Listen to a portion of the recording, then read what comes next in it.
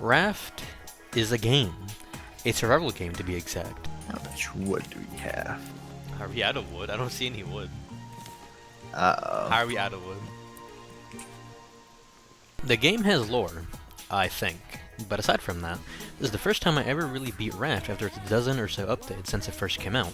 Little did I know that the later part of the game left a heavy toll on my mental psyche.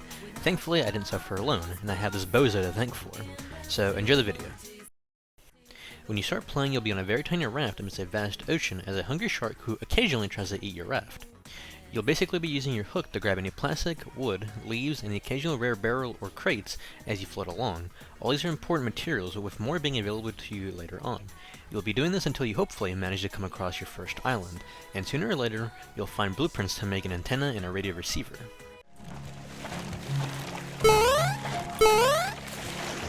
We're stomping on its head, what the hell? Yeah, we're gonna jump on this shit like fucking Mario to Bowser, bro. Why did you take all the wood? I need food! The shark meat Here wasn't you go, done bro. yet. Here you go, bro. No, I'm throwing it in the ocean, bro. I'm throwing it in. Fuck, bro. I didn't know you were like right there. But I thought you were the fucking shark, dude. I turned around and saw that shit. I almost said exit world so fast. I almost frame one rage quitted, bro. You don't even know. Kill it. Paralyzed from the back down. Dude. Why did it fall over like that? Why did it do that? Dude, check it out. I didn't know they had a flashlight in this game, bro. Oh my god, bro. Oh, God. What the hell? What is this?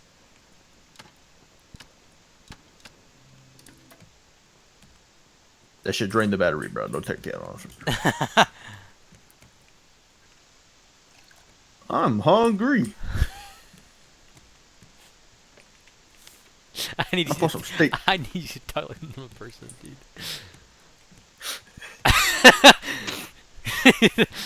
Bro's recording all this. That's going in all unedited, by the way. Oh, you almost had it.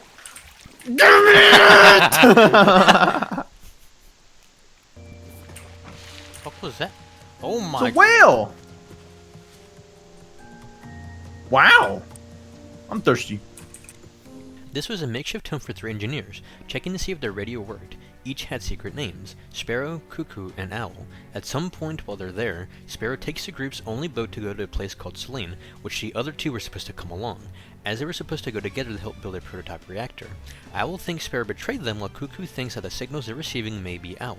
One is a distress call from Babylon Island, gunshots at Tangora City, a communication from Sparrow at Selene, and a distress call from Verona Point, and a group of rafters, quote-unquote, are headed to a place called Utopia. The 2 other engineers are no longer at the tower. See the model. Yes! Oh! Yes! Yes! No, sailing, I'll tell you. Die. But Dad, the sky fell on me. Shut the fuck up, son. You're an embarrassment. That's why your mom killed herself. This is a massive yacht once owned by Swedish politician and former General Olof, lying to his people of Stockholm as he left to save his own skin, leaving the others to drown. Olaf brought lavish things with little actual sustainable supplies. Mutated rats or lurkers ate much of what little was left on the yacht. Hanna, the ship's mechanic, grows to loathe Olaf for being incompetent. Olaf thinks that his crew is incompetent and threatens to take away rations or straight up terminate them, telling his crew that they will get extra food if a lurker is brought back alive.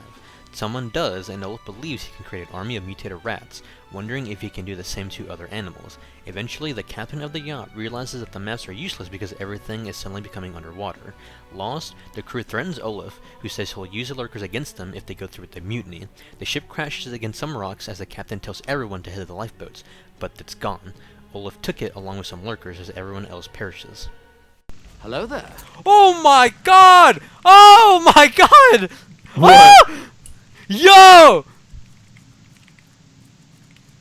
Yo, that's a fucking New York rap, bruh! You see that? Oh, hell no. Hey, why you walking away, buddy? Come back here, bud. Yo, yo, yo! Yo. Ah! Oh, he jumped me! Kill it, kill it, kill it! I died. The meat from that one Madagascar fucking movie, the first. You're like a like. What the fuck? It respawned. Come on, dude.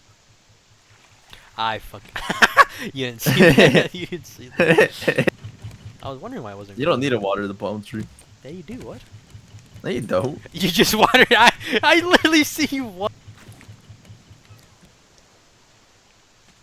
That did not hook to that. I saw that hitbox. What?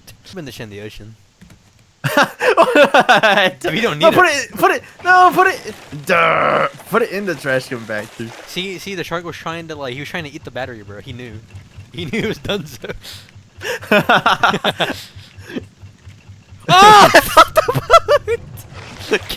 You think I should have a picture of my dead wife if the shark will stop attacking the boat? I don't know. Hey!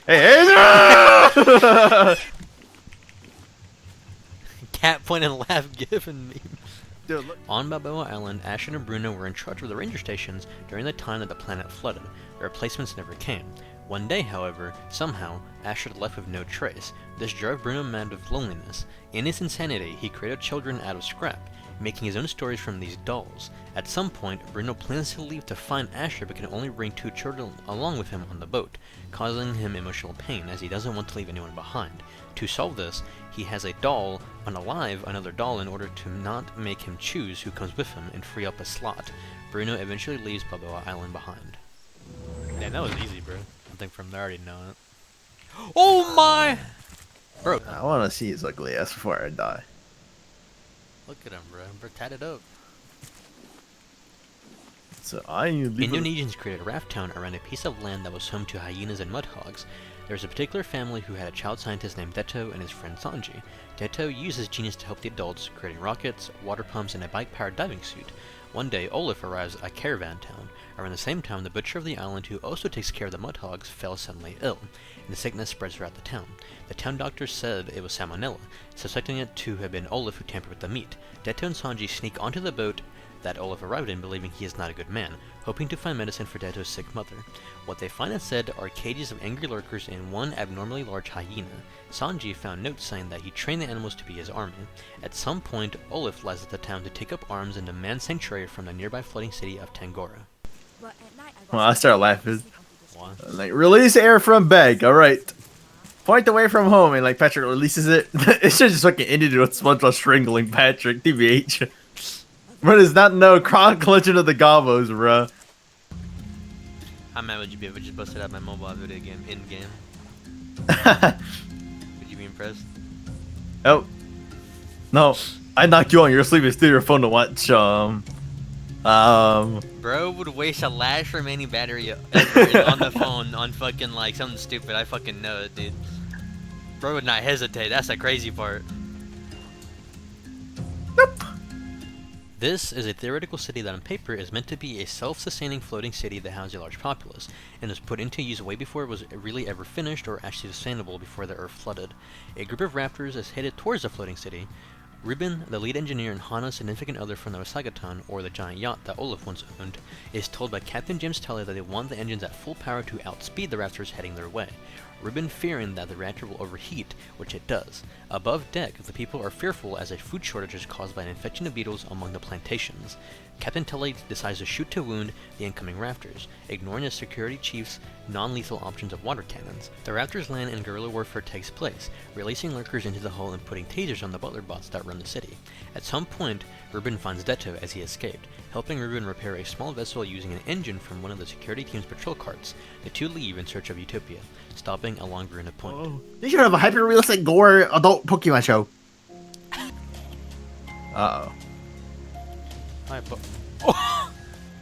Well, you'll be okay. I played Croc, I got this. Do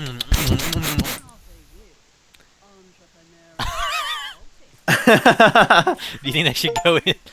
Runa Point was a place meant to be built among the rising waters, but was eventually left abandoned to the grabber, a construction worker turned kleptomaniac who loved stealing from the ongoing construction project as it went on. The crew left the project due to fears of the thief. The grabber moved all the stolen things to the Motherlode cache, but the rising water eventually made it inaccessible to him, instead opting to steal from the unfortunate people who were temporarily residing within Runa Point. One of these residents was Bruno, who climbed to the top of Runa Point's largest crane with a makeshift satellite dish to try and contact his sister Astrid, but nothing was heard. Whoa, what the hell? That's a fucking ugly ass anglerfish, bro. I want to see Wade though. I'm gonna fucking kill that thing. I'm gonna fucking wring that thing's neck. The neck in question.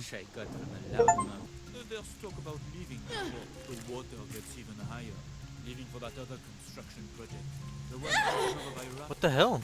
Oh my. Okay, I don't know why I'm dying.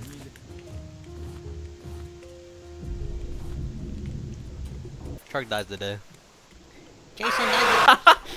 I mean, hey, at least, hey, I'm just. Oh. Yo, he's fucking turned like a heat-seeking missile, bro. Dude, he's like fucking. Ow. Temperance is a frozen island with a small igloo town, observatory, and reactor. In the observatory, Bruno is still not over the laws of Miranda, or the doll that was stolen by the grabber, following a signal that led him to Temperance, hoping to find Astrid. Polar bears are destroying his boat and attacking him. Detto shows up as he manages to save Bruno, taking him back to the infirmary. Ruben patching up their wounds as well as Bruno's. Speaking with another person after so long, Bruno no longer hears Henry's voice, another doll he brought back along. Detto manages to fix Bruno's wrecked boat, as did Shura then decides to head to a place with many people. Bruno leaves Henry behind as he says that Temperance needs someone to watch over. Wow, I'm really glad it's magic. Yeah. The fuck? At the reactor, or Selene Richards facility, Sparrow believes Al was a spy for a group of investors that caused the entire ordeal to begin with, saying she apologizes to Cuckoo, not being able to believe that they weren't a spy as well. Sparrow explains that the Selene reactor was meant to perfect the experimental reactors that are used to power the floating cities. However, they did not have enough people to make anything beyond just a prototype.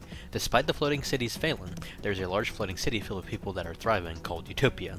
However, Sparrow receives a message that Oluf, once an investor on the floating cities project, has taken control of Utopia, the same location Detto, Ruben, and Bruno were heading off. Oh my goodness, that's a fucking big ass spider, bro! Get this shit away from me. Ew, they're so gross, bro. The bing? They died. Ooh, dumbass. Alright, we got the code, we can leave. We finally make our own way to the floating giant city, as we now have to help save Utopia, free the people, and beat Olaf. Bro, nah, what is this jump, dog? Go. We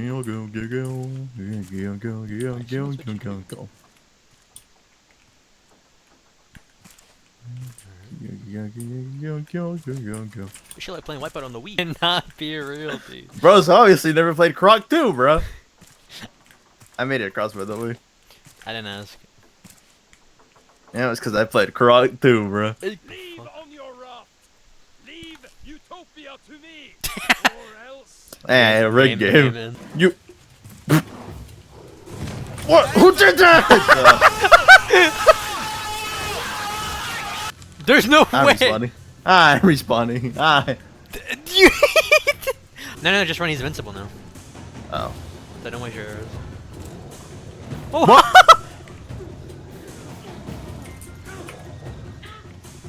Alright, now he's not invincible anymore. He's not smart. What's that hip? Fucking. Oh my god, I'm dead. When the ocean itself broke civilization, the survivors were left with nothing. Yet, they persisted. The forward scouts rose up from the wreckage. This is corny, bro. Not joking. Humanity. Get there when we get there.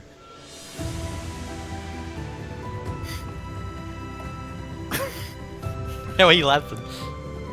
You don't think.